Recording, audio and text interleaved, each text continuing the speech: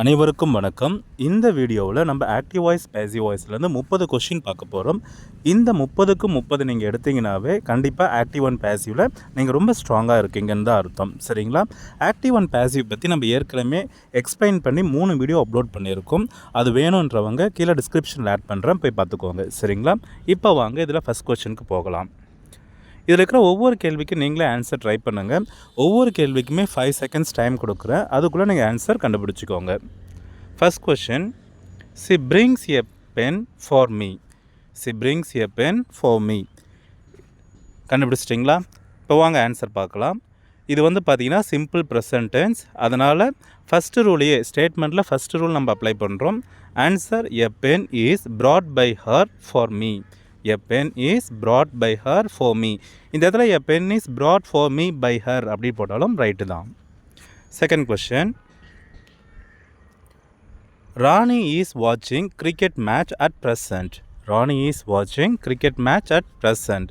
இது பார்த்தீங்கன்னா present continuous tense. So இதுக்கான answer, cricket is being watched by Rani at present. Cricket is being watched by Rani at present. Don't copy anyone. Don't copy anyone. இது இம்பரேட்டிவில் negative sentence. So இதுக்கான answer பார்த்தீங்கன்னா,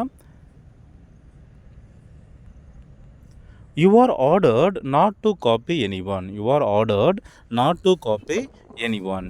இந்த இடத்துல you are advised இல்லையா you are commanded எது வேணாலும் நம்ம சொல்லலாம். அந்த ஆர்டர்டு பார்த்தீங்கன்னா ஆப்டாக இருக்கிறனால ஆர்டர்டு போட்டிருக்கேன்.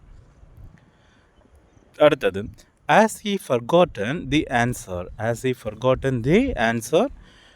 Interrogative, yes or no type. So step by ஸ்டெப்பாகவே நான் அதில் வீடியோவில் போட்டிருக்கேன். பார்ட் 3ல் பார்த்தீங்கன்னா இன்ட்ராகேட்டிவ் மட்டுமே போட்டிருப்பேன். அதை வேணுன்றவங்க ஒரு டைம் பார்த்துருங்க. இதுக்கான answer,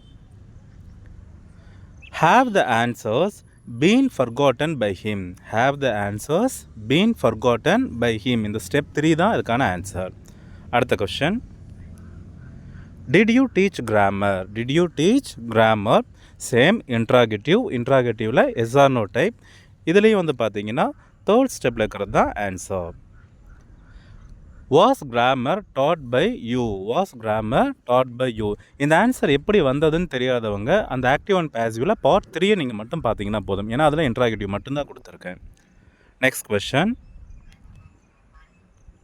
English is being read by me. English is being read by me. Passive வாய்ஸில் கொடுத்துருக்கேன். ஸோ இதை ஆக்டிவில் நம்ம மாற்றணும். இதுக்கான answer, I am reading English. அவ்வளோதான், I am reading English. Statement பற்றி செகண்ட் பார்ட்டில் கொடுத்துருக்கேன். Mangoes have been sold. Mangoes have been sold. இதுவும் பாசிவ் வாய்ஸ். ஆனால் அந்த டூயர் இல்லாமல் வந்திருக்கு. பை போட்டு யாரும் கொடுக்காமல் வந்திருக்காங்க. ஸோ இந்த மாதிரி சென்டென்ஸுக்கு நம்ம என்ன சப்ஜெக்ட் எழுதுவோம் அப்படின்றத பார்க்கலாம். இதுக்கான பதில் செகண்டாக இருக்கிறது தான். someone has sold mangoes அப்படின்னு சொல்லலாம். இல்லைனா mangoes have been sold by someone அப்படின்ட்டு எழுதிட்டு அந்த by someone நம்மளாக எழுதிக்கிட்டோம். கேள்வி mangoes have been sold by, mangoes have been sold மட்டும்தான். by someone நம்மளாக எழுதிட்டு அப்புறமா ஆன்சர் எழுதுனா நமக்கு ஈஸியாக இருக்கும். someone has sold mangoes. இதுவும் தேர்ட் பார்ட்டில் தான் கொடுத்துருக்கேன். send your photo immediately. send your photo immediately. Imperative. இம்பரேட்டிவில் பார்த்தீங்கன்னா பாசிட்டிவ் சென்டென்ஸ். ஸோ இதுக்கான answer, you are ordered to send your photo immediately. இந்த immediately, quickly இதெல்லாம் வந்துச்சுன்னா ஆர்டர்டு தான் கரெக்டாக இருக்கும். no one is speaking English well. no one is speaking English well. இதுவும் தேர்ட் பார்ட்டில் கொடுத்துக்கிற கொஷின் தான். இதுக்கான ஆன்சர் பார்த்தீங்கன்னா இந்த ரெண்டில் எது வேணாலும் எழுதலாம். English is being spoken well by no one அப்படி நம்ம எழுதுவோம். English is being spoken well by no one. இல்லை நான் by no one போட விருப்பம் இல்லை அப்படின்னா by no one பதிலாக not நம்ம ஆட் பண்ணிக்கிறோம். So English is not being spoken well அப்படின்னு மட்டும் ஆட் பண்ணிக்கிறோம். I have to submit my assignment. Infinitive method. 2 + V1 என்னவா மாறப்போகுது? 2B V3 மாறப்போகுது. இதுவும் தேர்ட் பார்ட்டில் தான் கொடுத்துருக்கேன். இதுக்கான ஆன்சர் ரெட் கலரில் கொடுத்துருக்கு இல்லைங்களா, அதுதான். My assignment has to be submitted by me. My assignment has to be submitted by me. அடுத்த question, where did you lose the watch? Where did you lose the watch? Interrogative WH type. So இதுக்கான answer பார்த்தீங்கன்னா கடைசியாக டீன்னு கொடுத்துருக்கு இல்லைங்களா, அதுதான் answer. அந்த ABC எல்லாம் ஸ்டெப் 1, ஸ்டெப் 2, ஸ்டெப் 3 தான். தெரியாமல் ஏன்னு கொடுத்துட்டேன், ஏபிசின்னு கொடுத்துட்டேன். ஸோ இந்த 4வதாக இருக்கிறது தான் பதில். Where was the watch lost by you? Where was the watch lost by you? Don't forget the answers. Imperative, negative sentence. So you are advised not to forget the answers. You are advised not to forget the answers. I eat an apple. கொஞ்சம் வித்தியாசமான கேள்விக்கு மத்தியில் ஒரு ஈஸியான ஒரு கேள்வி. So இதுவும் simple present. an apple is eaten by me. I have sold the mangoes. இதுவும் ரொம்ப சிம்பிள் ப்ரெசன்ட் பர்ஃபெக்ட். ஸோ இதுக்கான ஆன்சர் வந்து பார்த்தீங்கன்னா the mangoes have been sold by me. The mangoes have been sold by me.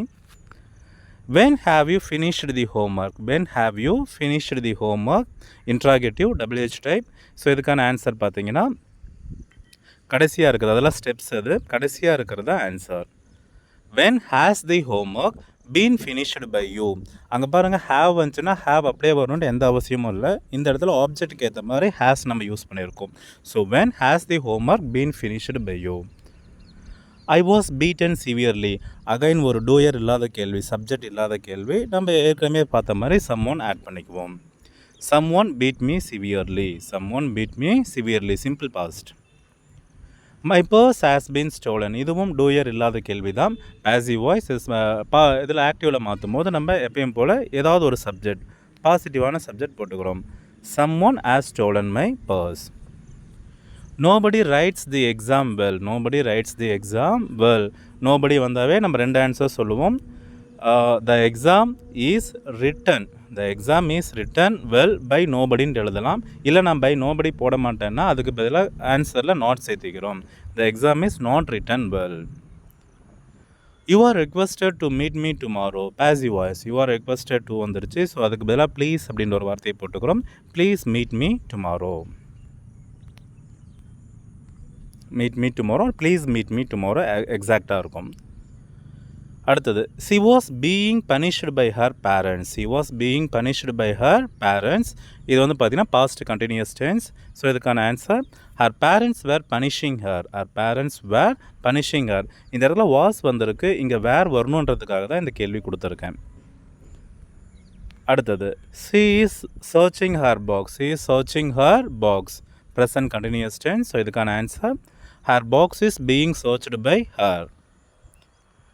please leave me alone. please leave me alone. imperative. So இதுக்கான answer you are requested to leave me alone. you are requested to leave me alone. who knows the truth? interrogative WH டைப்பில் WHO type, அதாவது who டைப்புக்கு மட்டுமே நம்ம தனியாக பார்த்துருக்கோம். அதையும் third பார்ட்டில் தான் கொடுத்துருக்கேன். ஒரு டைம் ஆன்சர் தெரியலனா ஒரு டைம் பார்த்துக்கோங்க. by whom is the truth known? by whom is the truth known? the minister has been called by the king. the minister has been called by the king. இதுக்கான answer the king has called the minister. house has been cleaned by them. house has been cleaned by them. இந்த இடத்துல எது கொடுத்துருக்கோன்னா அந்த has been வந்திருக்கு இல்லைங்களா, அதே has V3 தான் வரணும்னு அவசியம் இல்லை, ஹேவ் வரலாம் அப்படின்றதுக்காக இது கொடுத்துருக்கேன். They have cleaned the house. They have cleaned the house. when did you find the key? when did you find the key? interrogative WH type. So இதுக்கான ஆன்சர் வந்து பார்த்தீங்கன்னா when was the key found by you? when was the key found by you? இதுக்கான step 1, step 2, step 3 எல்லாமே நம்ம part 3ல் போட்டிருக்கோம். சரிங்களா? அடுத்தது, am I being advised by you? am I being advised by you? interrogative yes or no type. So இதுக்கான answer you are advising me. you are advising me. Prem shut the door. Prem shut the door. ஒரு answer யோசிச்சிருப்பீங்க, அந்த answer கரெக்டாக சொல்கிறேன்னா பாருங்கள். இந்த இடத்துல வந்து பார்த்தீங்கன்னா ஷட் பாஸ்ட் டென்ஸை தான் நம்ம எடுத்துக்கணும். So the door was shut by Prem, அதுதான் கரெக்டான answer. Was shut, is shut சொல்லியிருந்தீங்கன்னா தப்பு. The door was shut by Prem. I was cooking sambar when he arrived. I was cooking sambar when he arrived. Past continuous. So sambar was being cooked by me when he arrived. Last question. Raja May invite me. Simple future படிக்கக்கூடாது, model ஆக்சரின்ற பேரில் தான் படிக்கணுன்றதுக்காக இந்த கேள்வி கடைசியாக கொடுத்துருக்கேன். So இதுக்கான answer வந்து பார்த்தீங்கன்னா I may be invited by Raja. I may be invited by Raja. இதுதான் இதுக்கான ஆன்சர். 30க்கு 30 எத்தனை பேர் எடுத்தீங்க அப்படின்னு கமெண்ட் பண்ணுங்கள். ஒருவேளை இன்ட்ராகேட்டிவில் தப்பு பண்ணியிருந்தீங்கன்னா நம்ம ஆக்டிவ் அண்ட் பேசிவ் வாய்ஸில் பார்ட் 3 பாருங்கள். ஸ்டேட்மெண்ட்டில் தப்பாக இருந்துச்சுன்னா பார்ட் 2 பாருங்கள். இம்பரேட்டிவில் தப்பு பண்ணியிருந்தீங்கன்னா பார்ட் 1 பாருங்கள். சரிங்களா? ஸோ அந்த 3 பார்ட்டையும் பார்த்துட்டு இதை நீங்கள் கண்டிப்பாக போட்டிங்கன்னா 30க்கு 30 ஈஸியாக எடுக்க முடியும்னு சொல்லிட்டு நான் ஸ்ட்ராங்காக சொல்கிறேன். தேங்க்யூ ஃபார் வாட்சிங். இந்த வீடியோ உங்களுக்கு பிடிச்சிருந்துச்சுன்னா சேனலை சப்ஸ்கிரைப் பண்ணுங்கள், உங்கள் ஃப்ரெண்ட்ஸுக்கும் ஃபார்வர்ட் பண்ணுங்கள். ஏன்னா இது வந்து 6th to 12th பசங்களுக்கு மட்டும் இல்லை, இப்போ டிஆர்பிக்கும் இது காமனாக போயிடுச்சு. டிஎன்பிசின்னு இதை ஆட் பண்ணியிருக்காங்க. ஸோ உங்கள் ஃப்ரெண்ட்ஸ் யாராவது டிஆர்பி டிஎன்பிசிக்கெலாம் படிக்கிறதா இருந்தாலும் அவங்களுக்கு ஷேர் பண்ணுங்கள். தேங்க்யூ.